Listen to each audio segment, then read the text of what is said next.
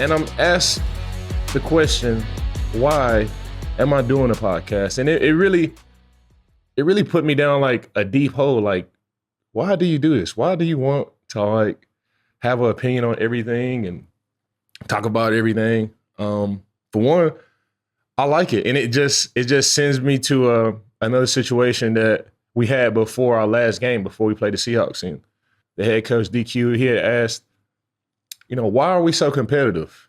Why do we want to win? Why do we give this like our all? And starting this podcast off, it put me down sort of the same like rabbit hole. Like, why do you want to be so competitive? Why do you want to win?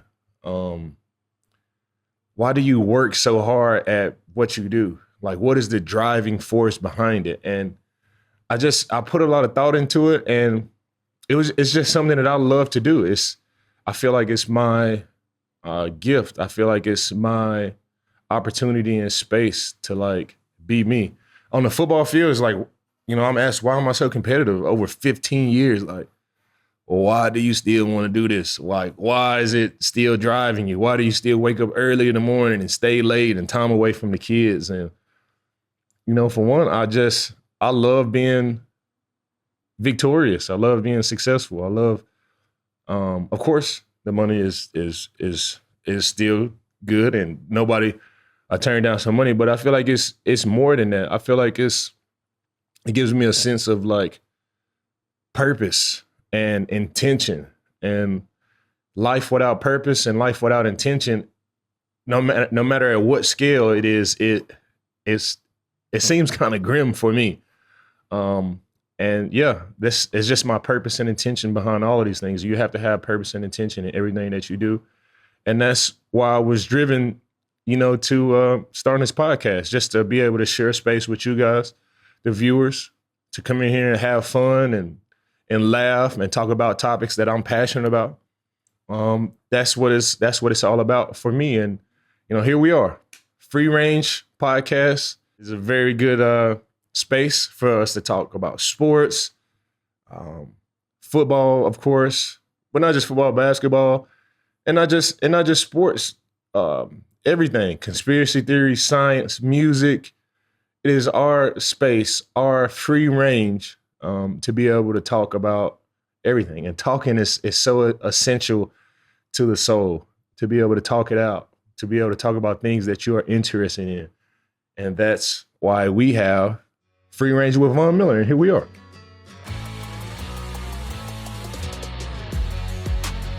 Yeah, well, we just played the Seattle Seahawks, and going into that game, you could not tell me that we were going to lose that game.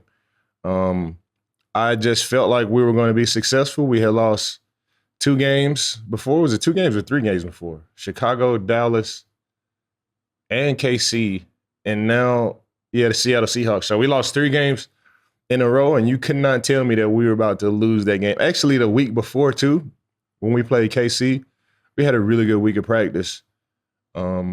Really good film session. The spirit of core was great. The morale was amazing. And you could not tell me that we were going to go into that game and lose versus KC. We did. And we came back, reset, get our football lives together, and we're getting ready to play an NFC, big NFC game versus the Seattle Seahawks. And you could not tell me that we were not going to win that game as well. And we go out there, and it was worse than the week before. And it's just so disappointing. And people say like football isn't everything and winning isn't everything.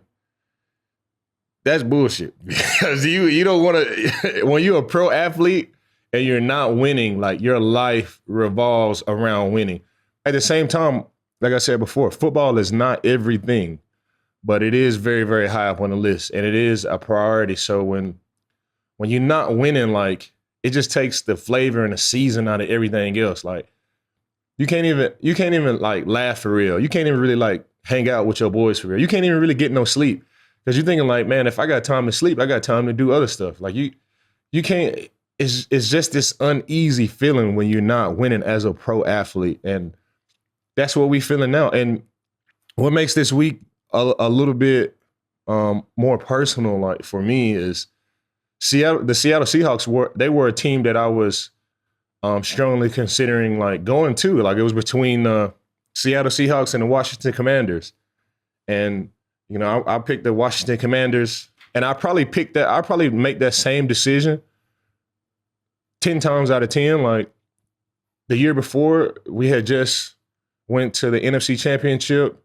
Jaden Daniels was on his rookie year. He was going to get better. This team, they had a lot of carryover from the old coaching staff before. Now we got DQ, and he was able to do all these amazing things in his first year, win 10-plus games and go to an NFC Championship and a game before the Super Bowl, and just lost to the Eagles, and all they got to do is just get over the hump, and they just need a couple more pieces to get there. And then we come, and so far this year, it is nothing like that. Now, not by any means is this season over with, but we're in a tight spot. we are really in a tight spot, and it's still a lot to play for. Like I hate when media outlets and people be like, well, there's nothing to play for now, like 6 games, like playoffs. You really just never know, and I that's how I love to like live my life. Like I live my life in the green. I don't like to, some people have like that negative view. They have like a negative view on it until like something positive happens. Like they go buy lottery tickets and they say like, well, I know I'm not going to win nothing today, but let me just go ahead and get this lottery ticket just to see. Like, I hate that view on life. Like, I always had to be positive, but you got to live in you got to be able to downshift to neutral, never negative. So for instance, that lottery ticket would be, well, I always buy this lottery ticket and I don't know if I'm going to win. But if it's not the 38th time, it's going to be the 39th time. So I'm going to buy this lottery ticket. It's always a positive, feel to it. And that's how I feel about this season. Like, has so many different injuries, been met with so many different strains of adversity. But at the same time, there is still a lot to be had. Like, this is a National Football League. We're playing for the Washington Commanders, a legendary organization in the NFL, and a legendary, division, the NFC East. We play the Giants, the Cowboys, the Eagles. We're still gonna play all of those teams again throughout this season. We got got a lot of primetime games coming up. And for me personally, because individual success is team success. For me personally, I just need 4 more sacks to get in the top 10. Like 4 more sacks to get in the top 10. Like, in the history of the National Football League, throughout all the stuff that's happened in my career, I've had 3 season-ending injuries. I've had 2 seasons where I've had 5 sacks. Played on a limited role here with the Washington Commanders. I played on limited role with the Buffalo Bills like my last 2 years. 2023, I didn't have any sacks in 2023. So throughout all of these things, I'm still knocking on the door at top 10. So it's, for me personally, it's like, why wouldn't I be excited to go to work every day? We still got Marcus Mariota. I believe in Marcus Mariota and this coaching staff too. Like, I know we're not winning games, and ultimately it all like revolves around, and it all falls back on the coaches. But I'm here to say, like, it's not the coach's fault. Like, DQ is one of the best coaches that I've ever had the pleasure of learning from. Then we got so many former head coaches on this coaching staff, from Cliff Kingsbury, Anthony Lynn. We got a lot of former defensive coordinators as well. Pags is in the room with me. John Pagano sits right next to me. He was my outside linebackers coach in Denver, and he was the defensive coordinator for the Chargers for a long time. And he sits right next to me. I got Ryan Kerrigan. We got drafted together. We have the same vision when it comes to pass rush and that pass rush language. He sits on the opposite side of me. Then we got Sharif Floyd, played a long time in the NFL. He knows D tackles, and he knows the inside element of defenses like no other defensive tackle that I've ever been around. He's on the far end. Then we got Coach Tapp, defensive line coach. He brings the energy each and every day, no matter what it looks like. Like that defensive line room is surrounded by people that want to see us win. And for some particular reason, it's just not happening. We have a great staff at the facility, whether it's Coach Chad Englehart, great athletic trainers, Sam, my nutritionist. Everybody does their job top tier. We come in to work, the atmosphere and the spirit of core and the environment that we have at work is amazing. They do a good job preparing us mentally, physically, and emotionally whenever it comes to the morale each and every week. I feel like we can win each and every game whenever we come in. We go to the facility, and for some reason, whenever we break down the huddle, going out to the field right before the game, it is just a disconnect. We do everything in our power to get to that point, feeling really, really good. And for some reason, after the national anthem and playing the game and stepping off the field and going back, for some reason, it's a disconnect. And it's not on the coaches, in my opinion. And I know there was a clip of, it was a little kid saying like, you know what, players, y'all did everything y'all could do. It was like this little kid, like it was a little kid like going off his season that just ended. And he was like, it's these coaches. Don't know that y'all come back next year. I feel the reverse. Like, I feel like it's on us as players. And the odd thing is too, like, we got so many great players in so many different spots. We got Bobby Wagner, we got myself. We had Marshawn Lattimore. That's one of the big injuries that we had this last game, and Luke McCaffrey, and Jaden Daniels got injured. He's going to be out a significant amount of time. Scary Terry's been hurt. A long part of the season. There's just so many different things that we really can't control that are contributing to us not having the type of games that we have. But what I will say, it's still a lot to play for. Me personally, like I said before, I'm 4 sacks away from the top 10. If I could get 10 and a half sacks, I'd be top 6. I'd be top 6 all time. And that's something that I really want to be able to do. Because you got so many, like, I'm not looking back, but goddamn, you got Myles Garrett and TJ Watt and all these guys. You got all these guys behind you. So you just can't be you can't be number 10 or you can't be number 9. Like, you want to get deeply embedded in the top 10. 6 at if I could get to 6 at 141, I got 133 sacks. If I could get to 141, that's Michael Strahan, that'd be 6. And I'd be deeply embedded. That way, if TJ Watt, Myles Garrett, Khalil Mack, those guys, I'd be at 6, they'll push me back to 9. And I want to get deep in the top 10 to really have success. But at the same time, I'm really not in control of any of this stuff. Like that's the crazy part too. I can only control whatever I can control. I can only go out there, try to anticipate the snap count and give it my all and try to be the best football player that I could possibly be. But that's where it ends. Some people find that scary or intimidating that they're not in control. For me, I find peace in that, knowing that nothing in life is by coincidence. And if I go out there and have success, that's how it's supposed to be. And I'm going to celebrate it like I knew that was going to happen. And if I go out there and I don't have success, I'm going to have a positive attitude and I'm going to move on to the next day and keep trying hard. And you got to have you got to be a little bit delusional to be a good athlete too. Like a little bit insane. They say that the definition of insanity is doing the same thing over and over and over and over again and expecting a different result. As a pro athlete, you got to have a little bit of that. So I still love what I'm doing. My heart, it starts to beat and I start to feel a little bit nervous before each and every game.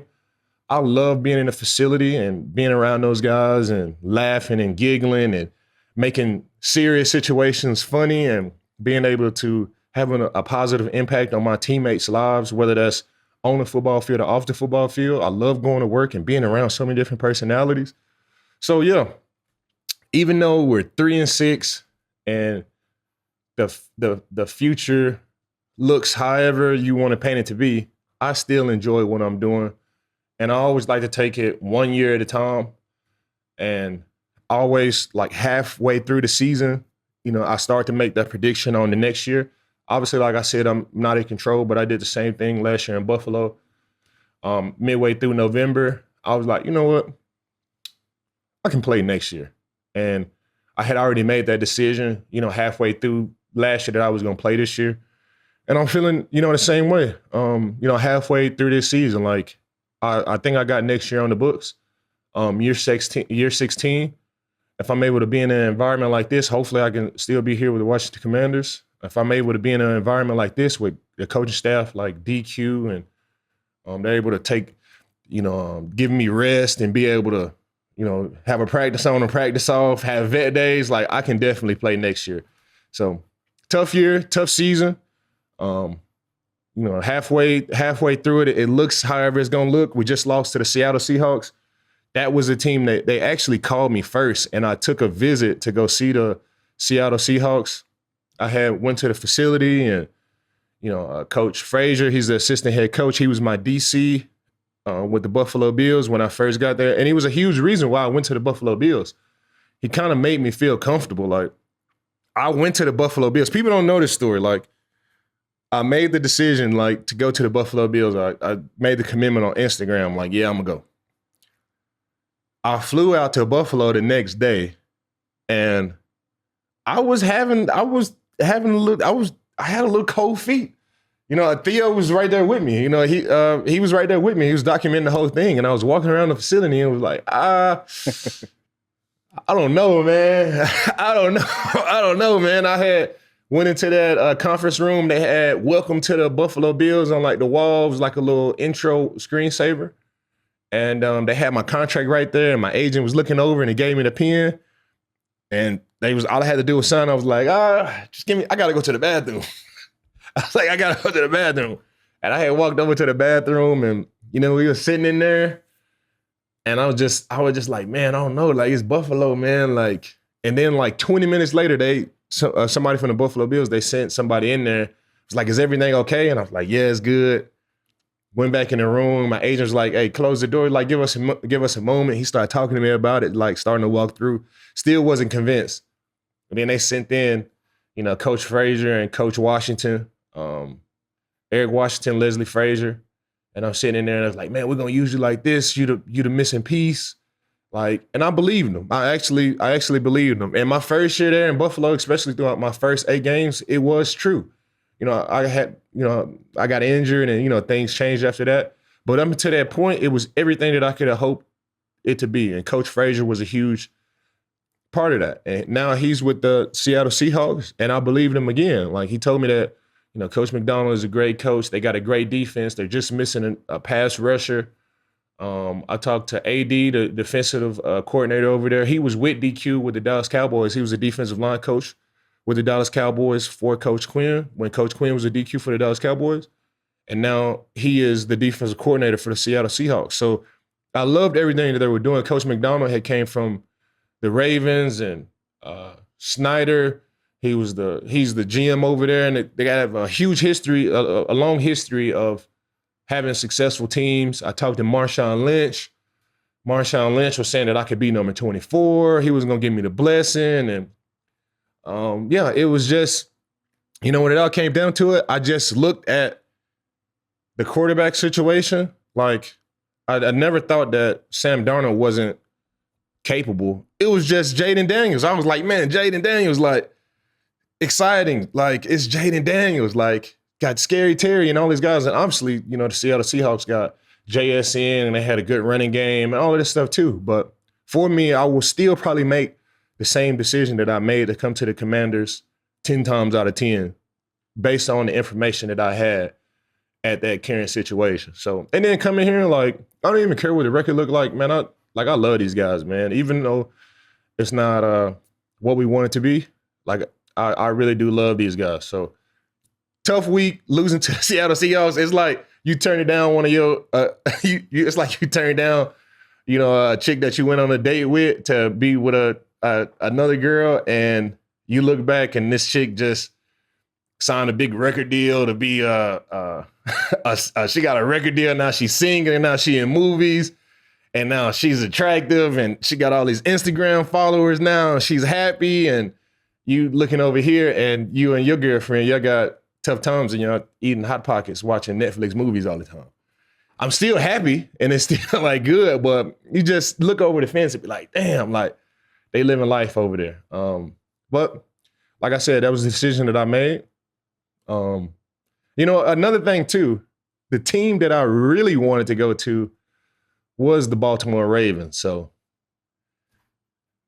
I mean, I could have been to the Ravens and it could have been, it would have been tough over there too. So this is how God wanted it to be. Like I said before, nothing in life is by coincidence, and we just going through a tough time right now. It's a test of faith. It is a test of attitude and perspective. And I'm 15 years in, and I've been hit with all type of adversity, and I'm good.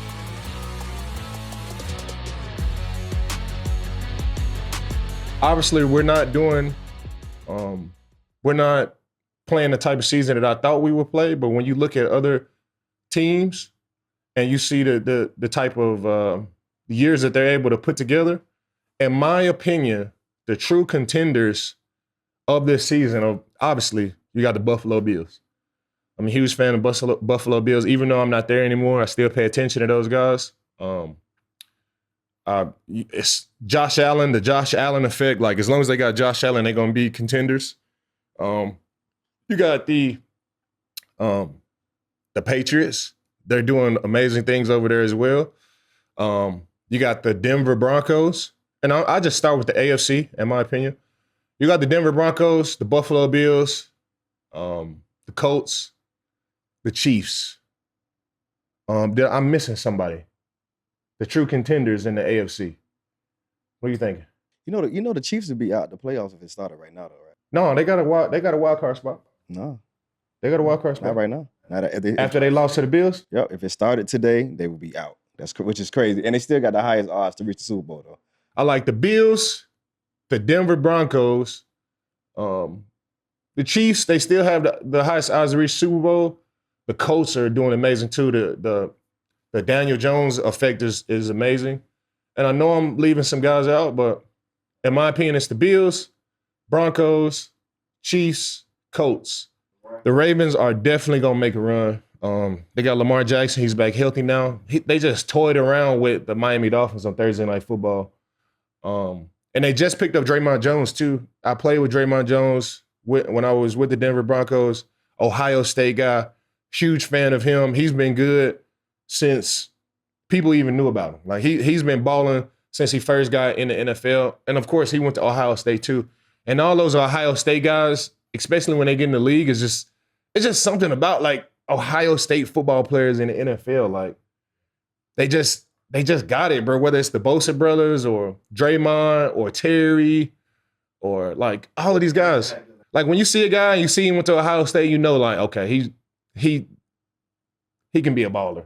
You know, Jonathan Cooper, Baron Browning. And if I move over to the NFC, best team in the NFC, man, the Seattle Seahawks, they just recently on my mind. It's hard to think past them when they just hit us across the head like that. It's hard to overlook like other teams. Like we just played the Seattle Seahawks and they just gave us a whooping. Yeah, it's hard to look past the Seattle Seahawks. They're doing good. Packers, Lions, Tampa Bay, Seahawks, Rams. You can't overlook the Rams. No. That Coach McVay, he just has it, bro. Like he just got Coach McVay and Matt Stafford, like that combination, like it's kind of like the Josh Allen, McDermott like combo. Like as long as you got those two, like they're gonna be successful. So Rams might not be your top pick over there, and it's crazy. Like all of my former teams, like it's crazy. Like all of my former, it's crazy. All of my former teams, like they doing pretty good. Especially like the Denver Broncos. Jeez Louise, man, they look good. Like Bo Nix, he's amazing, bro. That defense is insane. Jonathan Cooper, Nick Benito, Zach Allen. I feel like Zach Allen is the catalyst of that whole defense. And they were able to be successful without Pat Surtain. So they'll be able to get Pat Surtain back. They got Riley Moss and, Hufanga, Dre Greenlaw, like Justin Strnad, number 40. Like those guys are rolling over there. Vance Joseph is definitely coaching his way into another opportunity as a head coach. But Denver Broncos, and the Denver Broncos, I'm gonna just go ahead and say the Denver Broncos are the best team in the AFC right now. And on the NFC, I'm gonna go with the Seattle Seahawks, man. Like I loved everything about that team that I saw last night, and just the energy and which they played with. Their offensive line, it's little things like this that stand out to me. Their offensive line ran to the ball and got set. They heard me got set before each and every play.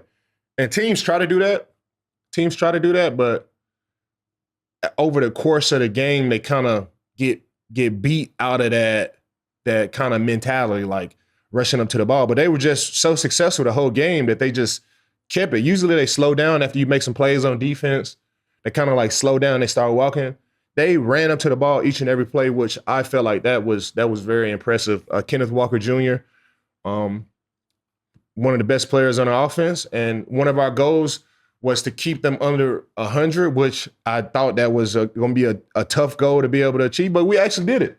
We actually kept them under 100 yards rushing. They only had 75 yards rushing, but Sam Darnold threw for 600 yards. And it was a quick off the play action real quick, get the ball, throw it real quick. He threw to multiple different receivers. I think he threw 4 touchdowns. Sam Darnold was definitely impressive. So those two teams, in my opinion, maybe it might be another rematch from Super Bowl 48, 47, where you had the Legion of Boom versus Peyton Manning. Maybe we'll see, that type of scenario if the Washington Commanders aren't able to get our stuff together and make it there. So maybe we might see that rematch. But in my opinion, those are the two teams that are looking like the best teams in the NFL right now. The Eagles have a really good team too. Repeating and going to back-to-back Super Bowls is definitely a challenge. It can be done. We've seen the Kansas City Chiefs do it, and they had a less talented team than what the Eagles have right now. So it can be done. The Eagles, they still have a strong team, still definitely going to the playoffs. Had a little bit of a tight, a stretch, a little bit after that loss to the Denver Broncos. It kind of lost to the Denver Broncos, and the Giants kind of had like a little drop, but they're right back up. And when you have that type of offensive line, that type of defensive line, it's more challenging not to be successful than to be successful when you got a team that's built like that. By the way, if you're hearing extra voices in the background, this is my guy Theo. He's the man with the camera. Been working with Theo. He's been my cameraman for almost 10 years now. Yes. I've been knowing him for a really long time. He knows sports. And he's also a yes man. That's why I have him there. Yeah, right. He's the biggest no man that you could possibly think of. And that's why I feel like he's a great fit for me on this podcast, is because we can go back and forth and our perspectives, they never line up. So it'd be great content for Free Range. And speaking of content for Free Range, we got any big trades, Theo? Anything yet? We kind of waiting, man. I know everybody watching that clock, watching the phone. It's nothing. What about anything recent though? They don't have to be big, but do we have any trades? Jacoby Myers to the Jaguars. Oh, Jacoby Myers to the Jaguars. I'm talking about like some big time, like nothing. Nothing yet. Just the Draymond Jones to the Ravens. That was huge because they down Mataboot. Yes. And their defense hasn't been able to operate in the way that it normally operates because Mataboot was that key element in the middle, yeah, that made it go, and he's out for the season. So getting Draymond, they'll be able to jumpstart and have some success going on this late season push for the playoffs. Jacoby Myers, they got Travis Hunter down, so that helps that. Yeah. So that helps. We talked about the Phillips one. Jalen Phillips, that helps going over to. Isn't this guy the DC? Fangio? Yeah. He no. I think so. Fangio coached him when he. Right, that's what I'm saying. So that's even better. I don't think they were like best pals or anything like that. I don't know. Get Jalen. Bradley Chubb. We had Coach Fangio in Denver, and Coach Fangio came to the Dolphins, and we was with Bradley Chubb. I don't know if that. No, it don't help at all. A huge difference, but I think a new, a change of scenery, especially for a player like Jalen. Like he's extra talented and he's young. He hasn't even got to his second contract though. So going over to the Philadelphia Eagles with Nolan Smith, that'd be great. I like that trade. I also like that Draymond Jones one too. He's a great player. Then when they get Matabu back next year, they got Draymond and Matabu. It's good. Guys, I appreciate you listening in to a couple of my thoughts, moving around the league. Let's go to break, and whenever we come back, we'll move right into the free range segment. That's where we talk about random things around the world.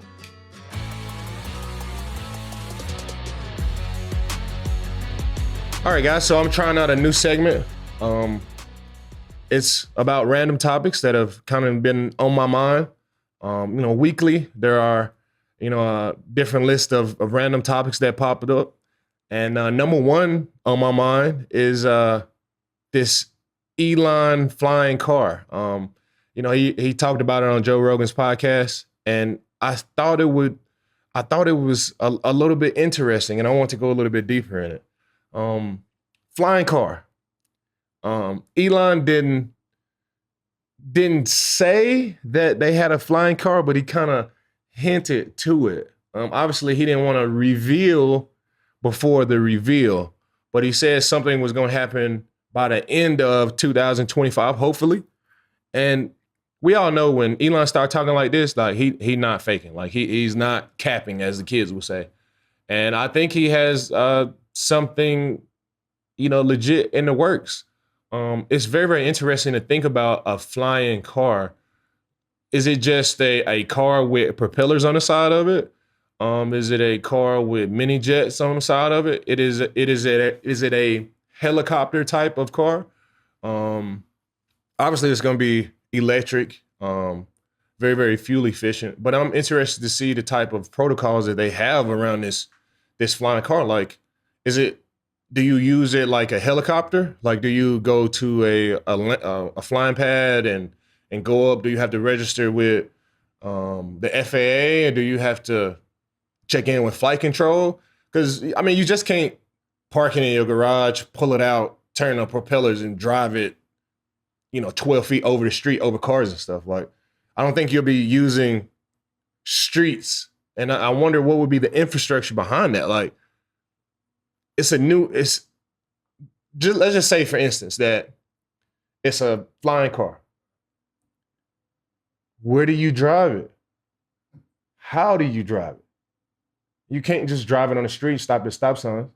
You can't just drive it over. Will it work more like a helicopter or a helipad? Will it work like out of private airports? Or I wonder what like the infrastructure would be. Maybe like the Jetsons, like I don't know. Maybe like the Jetsons, just everybody going crazy. No, that would be dangerous. That would be that would be dangerous. It'd be cool, but it'd be dangerous. Like, who would have the right of way in the air? That was my question. Like, what would the infrastructure be on having these flying cars? So, very, very interesting to see. Obviously, it's going to be a game changer if he's able to be successful. A new era on transportation. But I think it would take some time to really figure out the structure. How long do you think it's for it just to be like fully functional? Everybody just using it now. 50 years, 20? It'll be some time. Not quite 50. That's too long. They'll have new models that come in and out. And it'll be interesting to see, is it, like, what is the technology behind it? Elon's all about fuel efficiency. So I know it wouldn't be a jet that has like, that's eating up all these jet fuels. I know it won't be anything like that. So it had to be some type of battery operated propeller or thrust of some sort. And it'd just be interesting to see how they charge it up, how they bring it out. Maybe it'd just be like a flying car. Like, I know it sounds simple, but maybe it'd just be a flying car with propellers at each corner of the car, 4 propellers, and you're just able to just get it up in the air and fly it. And maybe no structure is behind it right now, and then over time they'll start to insert some of this stuff. So Elon is always coming up with new and amazing like things. And I saw him on the Joe Rogan podcast the other day, and I was wondering, like, it went from the flying car to like, how does Elon roll? Like, does he take Teslas everywhere he go? Like, does he? Because you traveling and you going to all these different spots. Like, he's not in a Tesla all the time. Like, sometimes it's an Escalade or a Yukon or a black truck. You know what I'm saying? And then what does your security protocol look like? We actually looked it up, and it was 20. He had 20 people. He has a security staff that's 20 people, and he actually has a medic. He has armed security, and he has a medic on staff too. So he basically has a small army that he travels with. You worth $500 billion. Like, you got to have, former Navy SEALs and all these type of guys, and he has a medic. So if stuff really go down, like, Elon's ready to go, and he has, typically it is modified Tesla. So it's modified Teslas that he typically rides in. Obviously, you have the occasional like black truck that you're able. But how weird would that be? Like, you started Tesla, you're all about fuel efficiency, but you in a Suburban. You in a Suburban going to and from the airport, or you just landed on a PJ and you got a Suburban that's picking you up to take you to the hotel. That'd be crazy.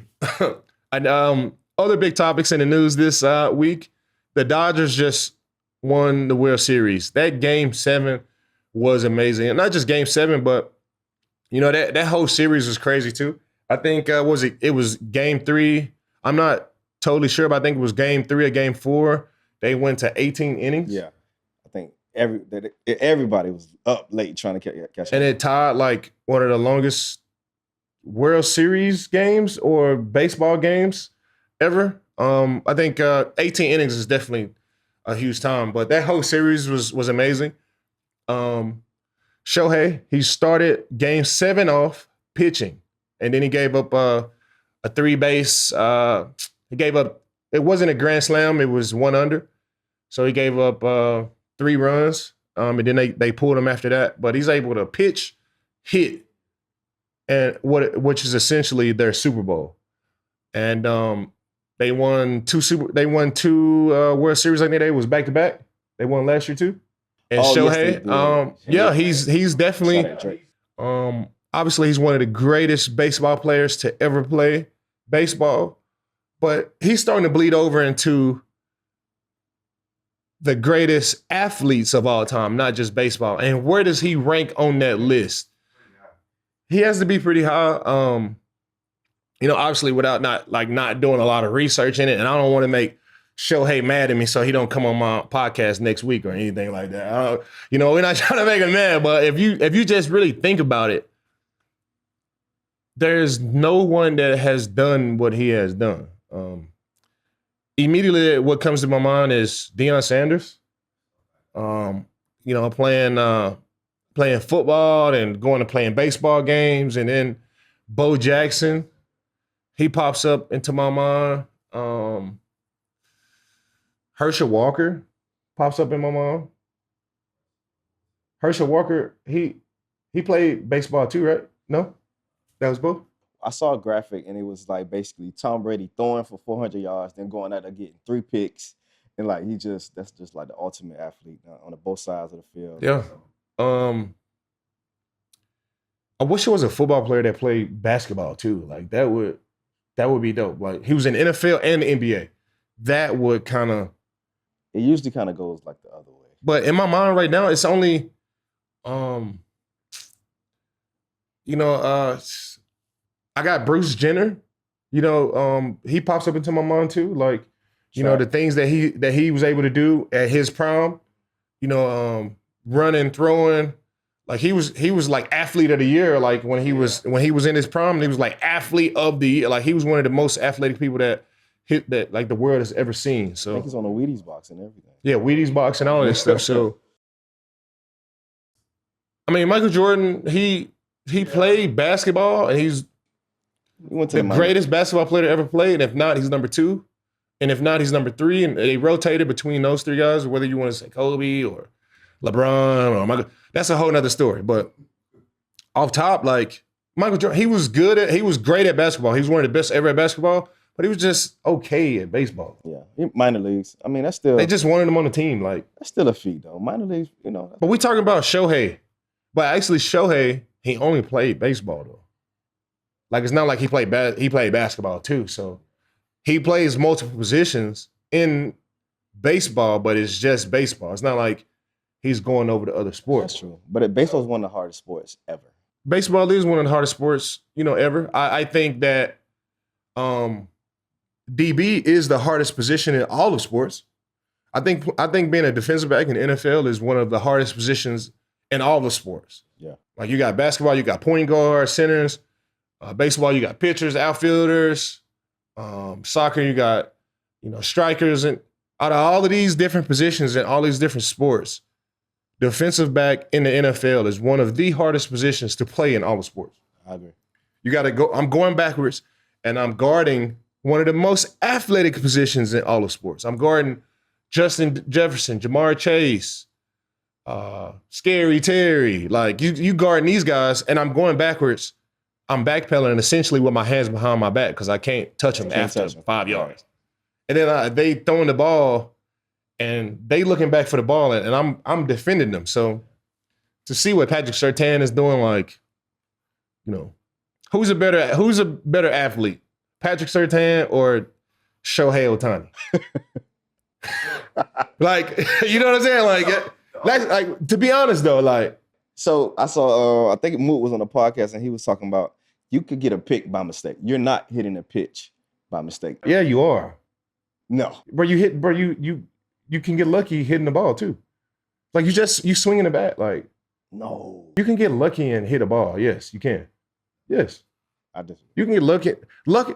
And honestly, I don't really believe in luck because nothing in life happens by coincidence. Like if you got a great swing plane. That's why those big time hitters, like, they able to get lucky all the time. Like they don't hit the ball flush all the time. You batting 300, you going to the Hall of Fame. Like, yeah. You know what I'm saying? That's you hitting 3 balls out of 10. But all I'm saying is, in any other sport, you're. Yeah, I mean, but you get multiple shots too as a hitter too, though. Yeah, you see what I'm saying? It's not like it's just one and done. Like you're gonna come up again later on and you have multiple opportunities. Again, you got multiple opportunities. So back to what we were talking about Shohei. He is definitely something that I've never seen before as far as athletes in baseball. But all time, like the guys that are playing multiple positions, like I still got something just telling me like I still got Deion up there. He played DB and he played baseball. So he played the hardest position in all the sports. And he played baseball too. And he was talented too. He actually played. He wasn't minor league and other stuff. He like played. And then just the stories of like leaving football practice, helicopter going to the World Series. Like, I still got Deion up there, man. But it's a short list of Deion, Shohei, LeBron, Bo Jackson. And just to do it, I'm gonna put Conor McGregor on there too because he did MMA, UFC, and then he went to boxing too. Like, just that short list of guys that did dual sports, even though Ohtani didn't do dual sports, but he's playing dual positions, and he's one of the greatest at both of those. Another topic that was on my mind, we all are interested as human beings, our life is just so finite. It is defined. Like, we're only going to live a certain amount of years. It has recently been a breakthrough on an anti-aging serum or anti-aging stem cell shot. Essentially, it was a scientist named Yakamoto, and he has these Yakamoto factors in these stem cells that he figured out. And they took that another step with AI, and with these Yakamoto factors in these stem cells, they're able to give you a shot in a couple of years. It's right on the edge, but in a couple of years, essentially, you'll be able to get a shot of stem cells, and these stem cells are programmed to reverse aging to 20. So no matter how old you are, it's going to reverse those cells back to 20. So essentially, I'll be able to play football forever. I'll be 20-year-old Von. So not just athletes. Just think about some of the biggest industry giants that we have out there. Like, we got Elon Musk. We were just talking about him. We'll be stuck with Elon Musk essentially forever.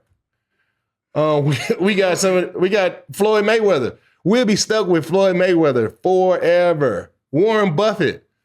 We're stuck with Warren Buffett forever. And I know, like, some of these big time industry giants and some of these big time, like, these moguls, they want more time. Like, you want more time with your money. You want more time to be able to build. You want more time to have an influence on the world. So it's not just an athlete thing. And it's not just, an industry giant thing. But if you're able to reverse aging, you're able to spend more time with your loved ones. And I'm not saying live forever, but the difference between 75 years old and 175 years old or 200, like, I think that'd be so cool, man. Like, if you can live to like 200, like, not forever, but just 200. Just take me from average lifespan of like 65, 60 to like 200. Like, it's so much more that you would be able to achieve. Like, I'll be able to be best friends with my great-great-grandson. Like, that'd be dope. Me and my dad, we have such a dope relationship. And I tell him all the time, like, I probably wouldn't hang with you if we was the same age, Daddy. It'd be dope to like see. It'd be dope to like reverse his age, reverse my age. We both sitting there 20, but he's my dad. And then my son, he's actually 20. All three of us are 20 and we're hanging out. I think that would be pretty cool. But that's something straight out of a movie. And it'll be interesting to see where they take it. And in a few short years, this will be a possibility. They already been doing it, like in the lab and lab controlled environments. And now we'll be able to really see, how efficient it is over years. And that leads me into another topic too. Like, AI is just so crazy. The short amount of time that it's been an influence on humanity, it's already changed so many different things. So just imagine how to look a decade from now. The type of jumps that you'll be able to make. And it's also a tad bit terrifying too. No, for sure. It's also a tad. It's just that small. It's also a tad bit terrifying. Movies, they have all these deep fakes. Like, now all they need is your name and likeness, and they'll be able to make a whole movie without you actually being there. Which is scary. They be able to do so many different things without you actually being there. The music industry, they're able to do so many different songs without that artist. Timbaland just signed AI artist. Timbaland, the legendary music producer, he signed a AI, or he designed an AI artist. Like, that's so crazy. Like, there's so many different applications where it's cinema. I think the only place where it's really not that applicable is sports. It's still you still gonna need those athletes to go. But obviously they're using AI to be able to make you younger, which would give you a longer career. When does it get just like, I'm not touching that? It's too dangerous. Or we're losing sight of this stuff. Like, it's not, we still need to be pure in this area. Or like, because playing with that stuff, some people actually probably, not saying they need to die, but it's like, some people like, just need to die. Probably, it's some people that they didn't need to reign on for 150 years or something like that. And to be honest, it's definitely not natural, and it just depends on like religion or however you look at it, like however your views are on the spiritual world or God or religion. It definitely doesn't sit well in that environment either. But it is cool nevertheless to see what humans have been able to create and do. And AI, it'll help humanity. I think it goes further than just living a long time. I think the type of impacts it'll have, like, on health and the medical field and finance and just problem solving, it'll be amazing just to see. Another topic that I have in this free range segment is what's been dominating my YouTube algorithm this week. And like always, it's food, man. It's always food Yeah, I go random fact here, random fact there.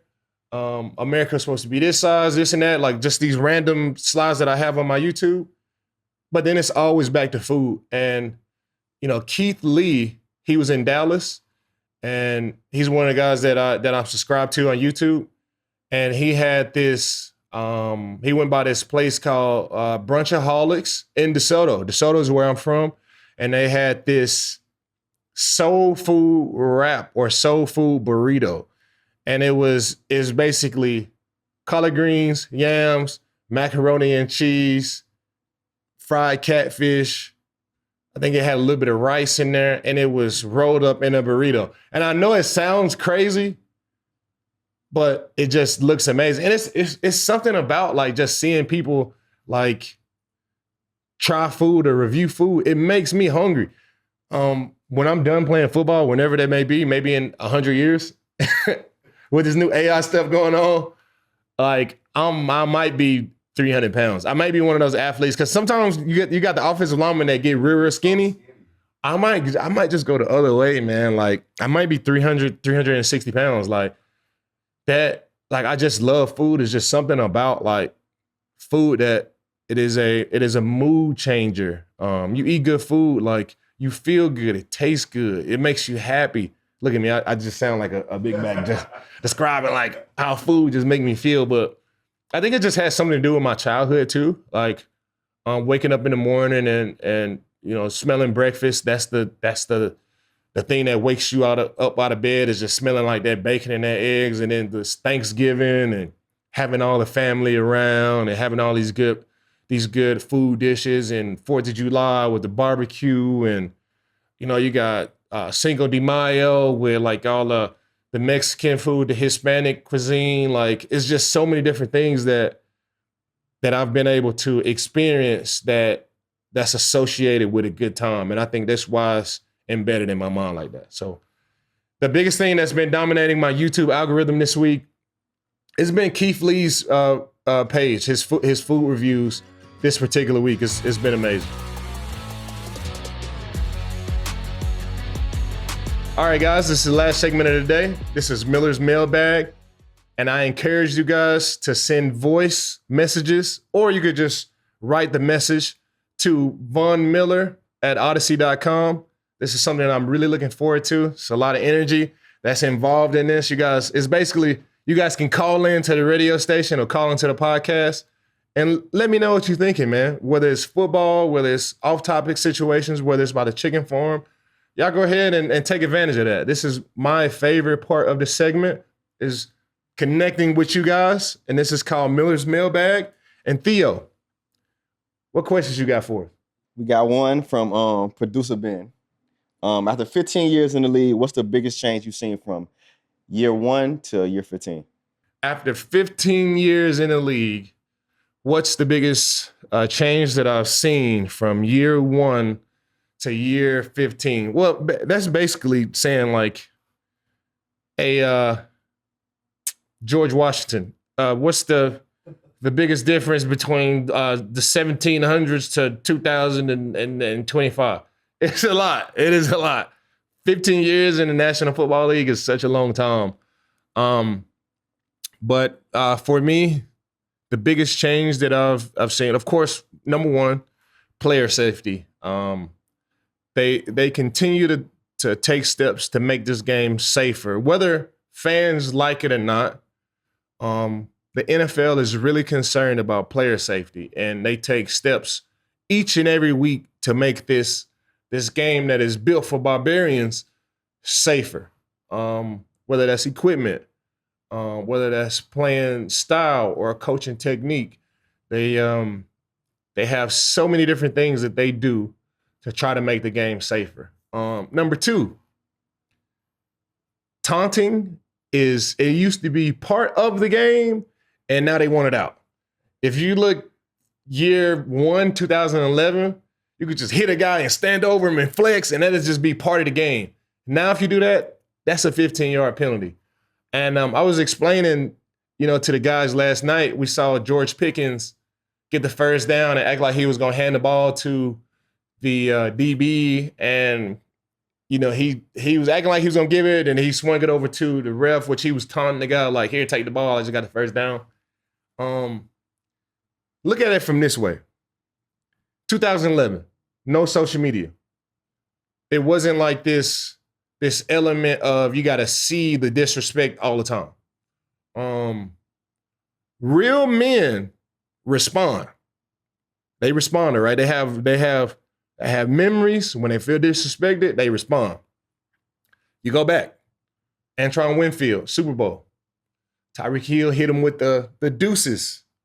And a year later, they play Tampa Bay Buccaneers in the Super Bowl. And he remembered that. And he put the deuces like all in his face. Like he caught the interception. He made sure he ran into Tyreek Hill. And he put the two fingers all up in his face. Almost poked him in the eye. Got a flag for it. That is real men. They respond. And it could lead to ulterior motives in the game. A little bit extra motivation for these guys.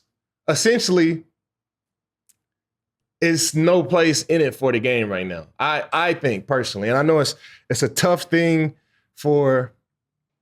Not to cut you off. We got the trade you're talking about. We got a big one. We got a big trade? Got a big trade. Colts are trading 2 first-round picks to the Jets for Sauce Gardner. Sauce Gardner just got traded. Yes. For 2 first-round picks. To the Colts. The Jets definitely won that trade. 2 first-round picks for Sauce Gardner? That's a lot, bro. That's a lot. I like Sauce. I think whenever he's on his game, he's good. But recently, he hasn't been a top corner in the league. Like different situation now. For 2 first-round picks, if I'm giving 2 first-round picks, it's saying like, hey, this is all I need to get us over the top. And I don't think that's the case. That mean are they all in? This is the time. I don't think that's a smart go all in for Sauce Gardner. I don't think he makes that big a difference for that team. Is he a great player? Yes. Is he still capable? Yes. Does that particular player put them over the hump? No. That's right.